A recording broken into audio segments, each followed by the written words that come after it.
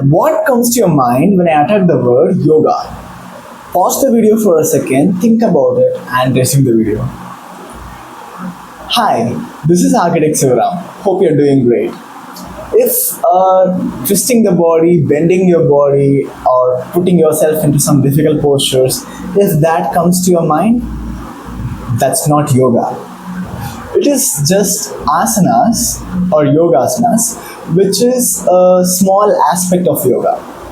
So, okay, you might ask, so what is yoga then? So, the word yoga means union. So, it refers to an inner state where an individual experiences themselves one with everything. And it is for the self and individual transformation at various levels. So that's about yoga. And yoga has 8 limbs that is known as the Ashtanga Yoga. So they are basically yama, niyama, asana, pranayama, pratyahara, dharana, dhyana, and samadhi. So basically these are the 8 limbs of yoga. And if you just look at this, the yoga asanas are basically the third limb of yoga basically. So that's what an asana is. So one common misconception that people have usually is basically, so yogasanas are for flexibility. It is holding the body in difficult postures and trying to do something else like that, but that's not it. I will come to you. The first World Yogasana Championship happened this month in India, and India had won around 114 medals. So that's a very proud moment for all of us, but it also comes with a painful cost of corrupting yoga. Yes, it's actually corrupting yoga at many levels. I will tell you why. See, the whole point of yogasana is not to do it better than somebody. It's not about me trying to prove myself better than anyone else. First of all these athletes who performed over there, they have enormous capabilities. They have a great deal of flexibility. I just respect that. But the whole intent is to just compete with somebody else. That's not the point of yogasana. See, the whole purpose of yoga is to raise human consciousness. The same is applicable for yogasana too, for every limb of yoga.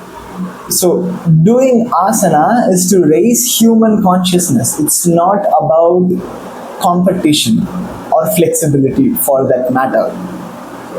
So the intent should be consciousness. It should not be competition. The whole point of yoga is lost right there.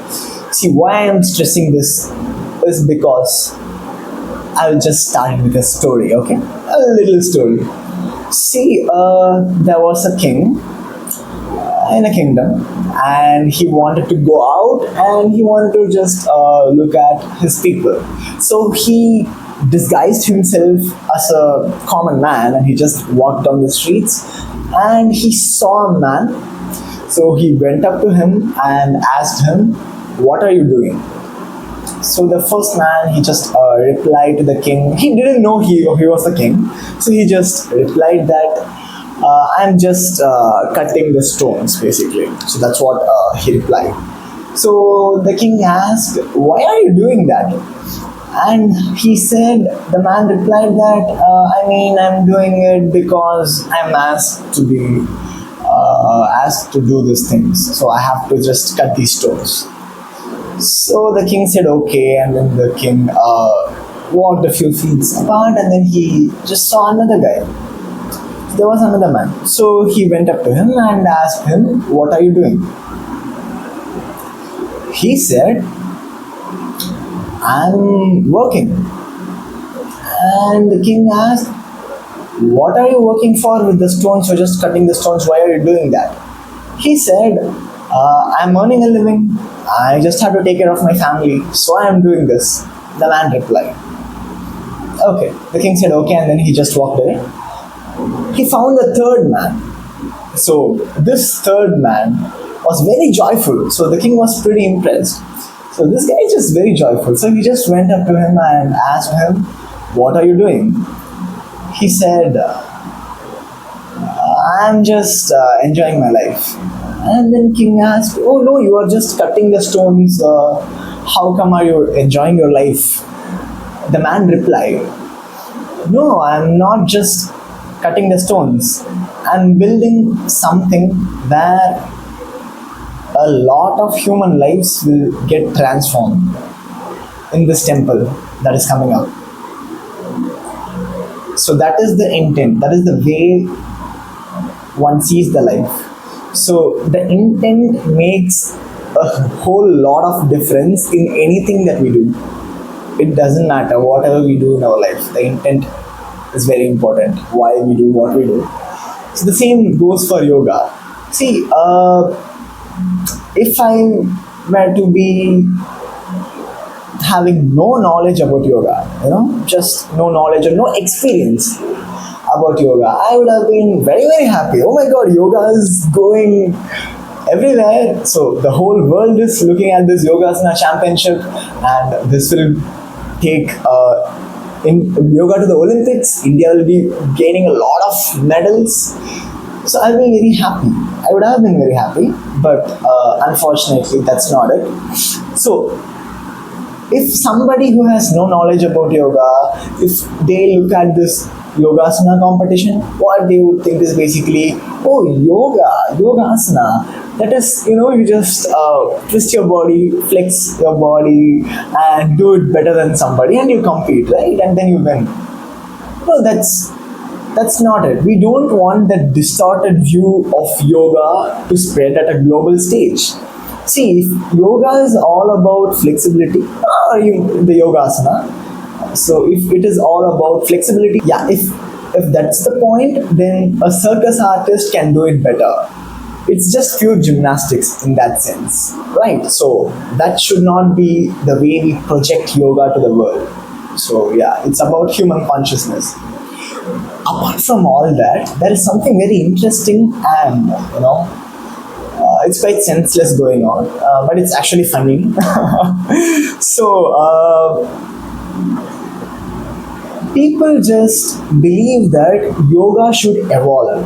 I was just reading a lot of things in internet, and it just blew up my mind. So it just made me think, how distorted can yoga go actually, which is very painful to be honest. But yeah, so they think yoga needs to evolve to our modern times. So they found a lot of forms of yoga.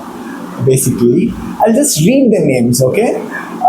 It starts like this. Like, there are many. I'm just reading a few. Acro yoga, Bikram yoga, power yoga, aerial yoga, hot yoga, rocket yoga, rocket, chair yoga, goat yoga, biryani yoga, beer yoga, toilet yoga. Wow. All these are not yoga. But the painful truth is, there are people who are doing this yoga. That's the most painful thing. See, these things cause more harm than good, to be honest. Like, yoga doesn't need any evolution, first of all. See, yoga was given to humanity by Adiyogi himself through Saptarishis. That's a great privilege to humanity already. They are beings who completely mastered their body, mind, emotions, and energies, and so on, everything. From that perspective and that level of consciousness, they have offered yoga to humanity.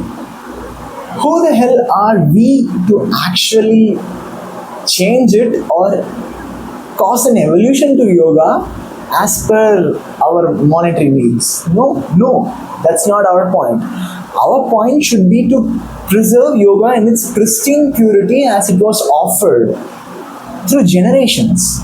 See, there are like many self-taught yoga teachers. They just read a book, they just read a yoga manual and a few scriptures, and then they think they are fully capable to just go deliver yoga to people. See, they just do some complex postures, and while bending the body itself, they'll be just talking a ton of things. Like, they'll be instructing while being in a posture or being in an asana. That's actually harmful. That's very, very harmful to them, and they also go like this, they actually physically push the participants or the practitioners to bend into a posture. That's not how things work. See, if someone is at there doing an asana, gradually over time their body opens up very well and they will attain their full flexibility. One should not be just pushing them, to be honest. That's not the way to transmit yoga. Like, see, forget about touching them.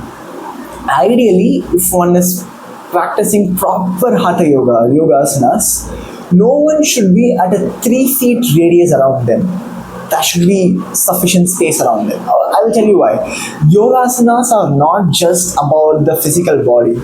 It's about aligning the physical body, the mental body, the energetical body, or the pranamaya kosha. All these things into one stable state with the cosmic geometry. So that requires a lot, not this. It requires a lot of awareness. So yoga cannot be taught like this. See, yoga has always been offered through the traditional Guru Shishya paramparas you all would have known. It takes a lot of effort to just preserve and pass yoga on to generations like that. It needs a lot of effort, right? So it requires a lot of effort and a lot of life energies to make that process actually happen. So if yoga is being taught and being learned in an inappropriate way, to be honest, that will cause more harm than good. See, yoga has the power to transform human lives. Something which can transform a human life can also destroy a human life if it is mishandled. That is something that we should not make it happen, right? So it's our responsibility and it's our privilege to just preserve yoga and stop corrupting it, and stop following in distorted forms of yoga. And to be honest, our Honorable Prime Minister Narendra Modi ji has done a really great job in bringing yoga to the international stage. I mean, we have the International Day of Yoga, which just passed a few days ago. It's June 21st, the International Day of Yoga. So it is a very proud moment for us. So these things are very great that he had done towards yoga. So I would really appreciate that and thank him. But now he also has to pay a little more attention towards safeguarding yoga from getting corrupted like this, and the Yogasana Championship. That's something that should not be happening like this. So yeah, that's about this. So stay happy, stay joyful, and stay aware, and share this video to a friend who wants to do yoga or yogasanas at least. So it will be really helpful for them. It will guide them in the right direction. And the purpose of this video is to just raise awareness about yoga in this aspect. So don't forget to leave a like, subscribe to the channel, and see you guys in the next video. Thank you. Bye bye.